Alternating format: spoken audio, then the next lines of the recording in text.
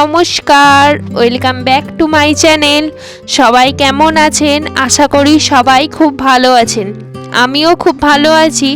আজ মঙ্গলবার, সকালে উঠেই দেখি এইরকম মেঘ কালো করে আছে।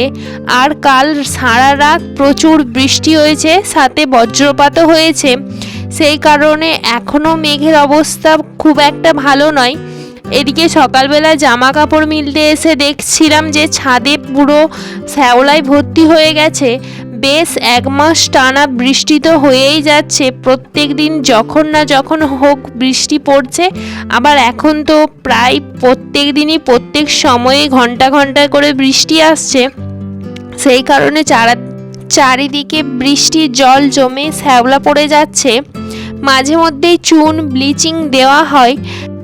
এইদিকে আমি সকালে সমস্ত কাজ সেরে পড়ানো ছিল, পড়িয়ে তারপর আনাজ কাটতে বসে গিয়েছিলাম। যা যা তরকারির আনাজ হবে সেগুলো তাড়াতাড়ি করে কেটে নিচ্ছিলাম। সকালবেলা ওইদিকে জলখাবারের জন্য ঘুগনিও তৈরি হয়ে গেছে। এইদিকে আপনাদের সাথে কথা বলতে বলতে আমার সমস্ত আনাজগুলো কাটাও হয়ে গিয়েছিল। আর আগে সকালবেলা জলখাবারটা খেয়ে নিয়েছিলাম, কেননা আজকে পড়াতে আর সকালবেলা উঠতেও একটু দেরি হয়ে গিয়েছিল। সেই কারণে খাওয়া দাওয়া করে তারপরে আনাজ কাটতে বসেছিলাম। এদিকে আনাজগুলো ধুয়ে যেখানে রান্না হবে সেইখানে রেখে দিয়ে আসতে যাচ্ছিলাম। আর দেখুন এই আমাদের বাইরে কত শ্যাওলা পড়েছে। বলছিলাম না বৃষ্টির জন্য চারিদিকে শ্যাওলা জমেছে, এত পরিমাণে শ্যাওলা হয়েছে। বাইরে যেই অংশটায় জল জমে থাকে না সেইখানেও শ্যাওলা পড়ে গেছে, কারণ প্রত্যেক দিন বৃষ্টি হচ্ছে, জল পাচ্ছে তো সেই কারণেই। এইদিকে বাবা বাজার গিয়েছিল, বাজার থেকে মাছ এনেছে। আজকে বৃষ্টিতে ভালো মাছ পেয়েছে, কিন্তু মাছটা পুরো জ্যান্ত ছিল আর লাফাচ্ছিল।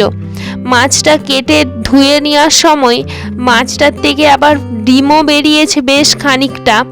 ভালোই হলো, মাছের ডিম দিয়ে কিন্তু চাটনি খেতে ভালোই লাগে, তাই আজ মাছের ডিম দিয়ে চাটনি খাওয়া হবে। আর এইদিকে আমি স্নান করে ঠাকুর প্রণাম করে নিচ্ছিলাম। মা রান্না বান্না করছিল, আমি একটু ফ্রেশ হয়ে চুল আঁচড়ে সিঁদুর পরে নিলাম। এইদিকে আজ মা রান্না বান্না করছিল, কারণ কয়েক কটা তাল মামু দিয়ে গেছে, সেইগুলো থেকে আমি শাঁসটা বার করে নেব। সেই জন্য মা ওইদিকে রান্নাবান্নাটা সামলাচ্ছিল, আমি এইদিকে তাল শাঁস বের করে নিচ্ছিলাম। এ দেখুন আজকে রান্না হয়েছে ভাত, সাথে ডাল, আমড়া দিয়ে মাছের ডিম দিয়ে টক। এটা চিনি দেওয়া মানে মিষ্টি দেওয়া টক। আর এখানে মাছের ঝাল করা হয়েছে, সাথে মাছের তেল দিয়ে শাকের তরকারি। আর এইদিকে মিষ্টি না দেওয়া মাছের ডিম দিয়ে আমরা টক। আমাদের টক কেউ মিষ্টি দেওয়া খায়, আবার কেউ মিষ্টি ছাড়া খায়, সেই জন্য 2 রকম। খাওয়া দাওয়া করে এইদিকে একটু রেস্ট নিয়েছিলাম। বেশিক্ষণ রেস্ট নিইনি, কেননা আজকে একটা ব্লাউজ পিস তৈরি করব, সেই কারণে সেটা কাটিং করব।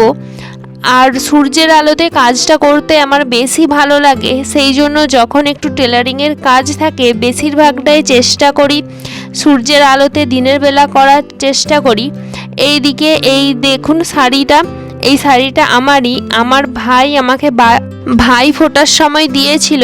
শাড়িটা কেমন সবাই কমেন্টে বলবেন। আমার কিন্তু খুব পছন্দের একটা শাড়ি, এখনও অবধি ভাঙিনি শাড়িটা, ওই জন্য আজকে বার করে নিলাম যে একবারে ব্লাউজ পিসও তৈরি করে নেব, আর সাইডগুলো মুড়েও নেব শাড়িটার।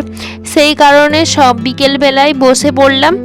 প্রথমে আগে শাড়ি থেকে ব্লাউজ পিসটা কেটে নিচ্ছিলাম সমান করে, যেহেতু 2টো কালার দেওয়া আছে অসুবিধা নেই। এইদিকে ব্লাউজ পিসটা কাটার হয়ে যাবার পর আমি ডাইসগুলো আগে থেকে কেটে নিয়েছিলাম, সেটা বসিয়ে ভালো করে মেপে এটা কেটে নিলাম। তারপরে শাড়িটার সাইড দুদিকে সাইডের যে পাড়গুলো থাকে সেগুলো মুড়ে সেলাই করে নিলাম, নইলে সুতোগুলো বেরিয়ে শাড়িটা পুরো নষ্ট হয়ে যাবে।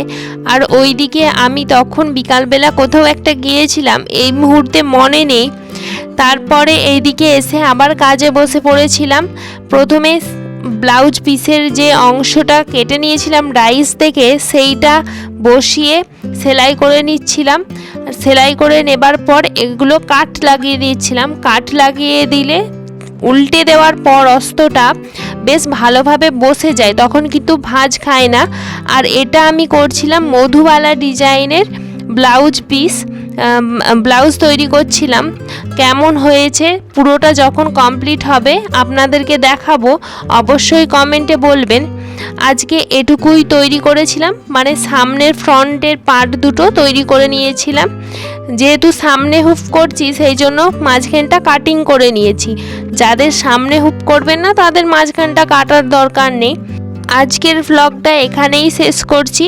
যদি ভালো লাগে অবশ্যই লাইক কমেন্ট শেয়ার করবেন এবং চ্যানেলটি সাবস্ক্রাইব করে দিয়ে পাশে থাকা বেল আইকনটি বাজিয়ে দেবেন, যাতে আমি ভিডিও আপলোড করার পর আপনার ফোনে সরাসরি নোটিফিকেশান চলে যায়। এই দেখুন সামনের ফ্রন্টটা তৈরি হয়ে গেছে আর লেসও লাগিয়ে দিয়েছি। কেমন হয়েছে সবাই কমেন্টে বলবেন কিন্তু। ধন্যবাদ।